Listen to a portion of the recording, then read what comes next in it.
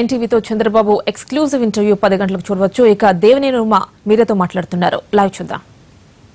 ఆ మందు వేసుకున్నప్పుడు ఈ భాష వస్తా ఉంది కాబట్టి నిమాన్స్ బెంగళూరుకి వెళ్తారా లేదా హైదరాబాద్లోకి వెళ్తారా? మీ స్నేహితులు చాలా మంది డాక్టర్లు ఉంటారు, సలహా తీసుకోండి, మందులు సరిగా వాడండి. జబ్బులు దాచుకుంటే తాగేది కాదు.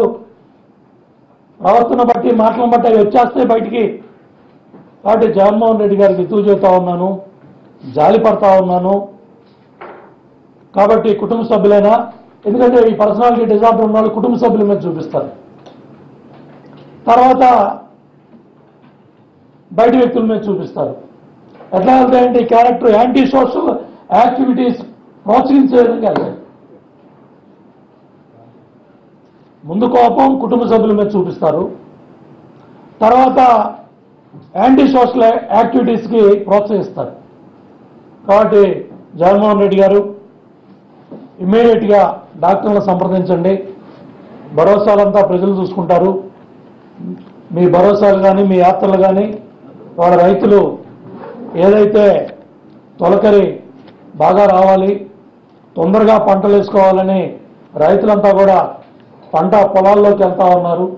నువ్వు ఇవాళ నీ డిప్రెషన్ మూడ్లో ఈ విధంగా ఈ ప్రేలాపనలతో ఈ పిచ్చి మాటలతో సభ్య సమాజం తలదించుకునే విధంగా, రాజకీయ నాయకుల్ని అసహించుకునే విధంగా ఈ భాష ఎవరో మాట్లాడటం సరికాదు. కాబట్టి మనందరం కూడా ప్రజాస్వామ్యంలో ఉన్నాం. ప్రజల ఇవాళ అధికార పక్షంగా తీర్పిచ్చి 5 సంవత్సరాలు పరిపాలన చేయమని మాకు అధికారం ఇచ్చారు. నువ్వు రాళ్ళతో కొడితేనో చెప్పులతో కొట్టమంటేనో ప్రజలు ఎవరు కూడా సిద్ధంగా లేరు.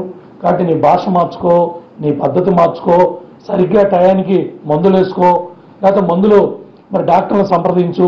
ఇంకా నిమాన్స్ బెంగళూరు కన్నా ఇంకా ఢిల్లీలో కానీ ఇతర రాష్ట్రాల్లో కానీ ఇతర దేశాల్లో కానీ మంచి మెడికేర్ ఉన్నా మంచి మందులున్నా వాడుకోమని హితవు చెప్తా ఉన్నాను.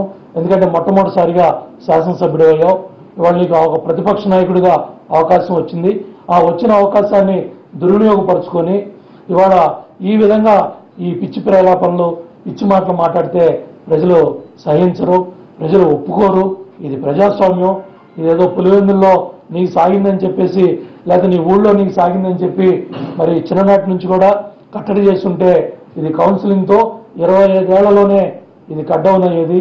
25 ఏళ్లలోపే ఈ జబ్బు తగ్గిపోయేది. ఆ రోజు కౌన్సిలింగ్ చేయలేకపోవడం వల్ల మరి ఆ రోజు ముఖ్యమంత్రి రోసీ గారు లాంటి పెద్దలు కూడా చాలా ఆవేదన తెలియజేశారు. ఆ రోజు మనం పత్రికల్లో చూస్తే ఏదో అనుకున్నాం. కానీ ఇవాళ ఈ మాట్లాడే భాష చూస్తూ ఉంటే, ఈ మాట్లాడిన మాట చూస్తూ ఉంటే ఇవన్నీ కూడా కన్ఫామ్ అయినాయి. కావాలంటే నేను రాష్ట్రంలో ఉన్న సైకియాట్రిస్ట్ని కానీ డాక్టర్స్ని కానీ అందరికి కూడా అప్పీల్ చేస్తూ ఉన్నాను. ఈ 2 సంవత్సరాల్లో ప్రతిపక్ష నాయకుడిగా అతను మాట్లాడిన మాటలన్నీ కూడా మీరు ఒక్కసారి తీసుకోండి. ఒక్కసారి ఎలివేటెడ్ అయిపోతాడు, ఒక్కసారి ఇలా డిప్రెస్ అయిపోతాడు. అది అతను తప్పు కాదు, ఆ జబ్బు నైజం. కాబట్టి అది ఆ పర్సనాలిటీ డిజార్డర్ అనే మానసిక వ్యాధికి ఆ మెడికేషను ఆ మందులు జాగ్రత్తగా తీసుకోమని కుటుంబ సభ్యులకు కూడా అప్పీల్ చేస్తూ ఉన్నాను. అదేవిధంగా పార్టీ నాయకులను కూడా కొద్దిగా జాగ్రత్తగా ఉండమని చెప్పి కోరుతా ఉన్నాను. ఎందుకంటే నేను ఇవాళ ఎగతాళిగా మాట్లాడటం లేకపోతే తప్పుగా మాట్లాడటం చేయకూడదు. నేను కూడా బాధ్యత గల మంత్రిగా మాట్లాడుతున్నాను. కాబట్టి మీరు అడిగే సీఎంఆర్ఎఫ్లు అవన్నీ కరెక్ట్ కాదు. ఎందుకంటే ఆల్రెడీ 11 సిబిఐ కేసుల్లో 1,00,000 కోట్లు దోపిడీ జరిగిందని ఏదైతే వార్తల మీద వాళ్ళ కాంగ్రెస్ ప్రభుత్వమే సిబిఐ ఎంక్వైరీ చేస్తే 43 కేసుల్లో A1 ముద్దాయిగా ఉన్నాడు. ఇవాళ ఉన్న పరిస్థితుల్లో ఒక సచివులుండి లేకపోతే ఒక పెద్ద మనిషిని తీసుకొచ్చి ఇవాళ రాజ్యసభ సీట్ ఇచ్చున్నట్టయితే ఇవాళ అందరూ కూడా ఓహో జగన్మోహన్ రెడ్డి ఇలా చేశాడు అనుకునేవాళ్ళు. కానీ అతని ప్రవర్తన అతని తీరు A1 ముద్దాయిగా ఉన్న జగన్మోహన్ రెడ్డి A2 ముద్దాయిగా ఉన్న విజయసాయి రెడ్డిని రాజ్యసభకు పంపించాడు. అంటే ఏంటి? నాకు నువ్వు తోడు, నీకు నేను తోడు. ఈ మిగిలేదు వాళ్ళిద్దరే. ఓ పక్కన కేసులు తరుముకొస్తా ఉన్నాయి, ఓ పక్కన ఎన్ఫోర్స్మెంట్ డైరెక్టరేట్ కేసులు తరుముకొస్తా ఉన్నాయి, ఓ పక్కన సాక్షి పత్రికా ఛానల్లో ఇవాళ ప్రభుత్వ ఆధీనంలోకి పరిధిలోకి వెళ్ళబోతా ఉంది. ఇవన్నీ చూస్తూ ఉంటే ఎలివేటెడ్ మూడ్లోంచి డిప్రెషన్ మూడ్లోకి వచ్చాడు. వర్షాలు పడుతుంటే రైతు భరోసా ఏంటండి?